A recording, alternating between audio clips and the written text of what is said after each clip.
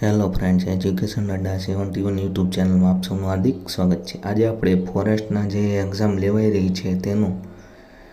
પૂછાયેલા પ્રશ્નોનો બીજો ભાગ જોઈએ છીએ। એનજીટીના કુલ કાર્યાલયનો પ્રશ્ન પૂછાણો હતો। એસડીજી ગોલ 5 અને 10,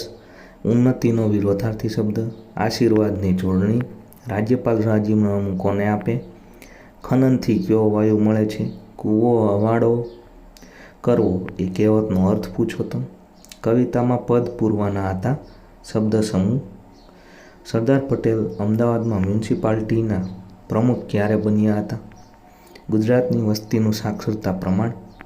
2018માં યુએસએમાં લાગેલી આગનો પ્રશ્ન, કિંગાલી એગ્રીમેન્ટ સાલ પૂછેલી હતી, એનજીટીના કેન્દ્રો નીચેનામાંથી ક્યાં નથી તેવો પ્રશ્ન હતો, 1 મિનિટમાં ઘડિયાળમાં કલાકનો કાંટો તેને લગતો પ્રશ્ન હતો, પછી કોઈ 8 સંખ્યાનો સરેરાશ 72, પછી એક પ્રશ્ન હતું સરદારનું બિરુદ કોને મળ્યું હતું, પછી ગુજરાતમાં જંગલોના અનુસંધાને જિલ્લો પૂછેલો હતો, સમાસ પૂછેલો હતો કબીરવડ, ઈ વેસ્ટને લગતો પ્રશ્ન હતો, આઈઆરબીનો પ્રશ્ન હતો, પતંગ મહોત્સવ કયા મહિનામાં યોજાય છે તેવો પ્રશ્ન હતો, પક્ષીઓના કયા વર્ગમાં પૃષ્ઠ રજૂ અને પૃષ્ઠ પોલાના સજીવોનો સમાવેશ થાય છે આ પ્રશ્ન હતો, તેમાં સસ્તન, મેરુદંડી, ઉભયજીવી અને સંધિપાદ આવે, પછી ગુજરાતમાં સાક્ષરતા દરમાં વધારો જોવા મળ્યો છે તે તાજેતરમાં તેની વસ્તી મુજબ ખાલી જગ્યા ટકા છે તે પ્રશ્ન હતો, પછી 1 મિનિટમાં ઘડિયાળનો કલાકનો કાંટો કેટલી વાર ફરે તે પ્રશ્ન, કેટલા ડિગ્રી ફરે તે પ્રશ્ન હતો,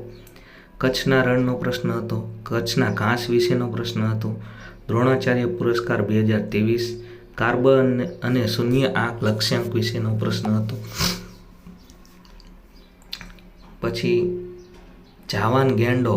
IUCNની કઈ શ્રેણીમાં આવે છે તે પ્રશ્ન હતો,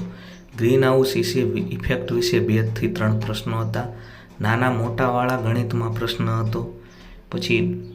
ડુડોંગનો પ્રશ્ન પૂછાયેલો હતો, 26મી સદીમાં ગુજરાતની રાજધાની કઈ હતી તે પ્રશ્ન હતો, પછી 1857ના વિપ્લવમાં ગુજરાતના વિશેનો પ્રશ્ન હતો, તરતનો નેશનલ પાર્કને લગતો પ્રશ્ન હતો। તો આશા રાખું છું આ પ્રશ્નના અંદાજે તમને કેટલો ટ્રેન્ડ વિશેનો આઈડિયા આવ્યો હશે। આવી રીતના પ્રશ્નો પૂછાય છે। આશા રાખું છું વિડીયો પસંદ આવ્યો તો વિડીયોને લાઇક, શેર અને સબસ્ક્રાઈબ કરો।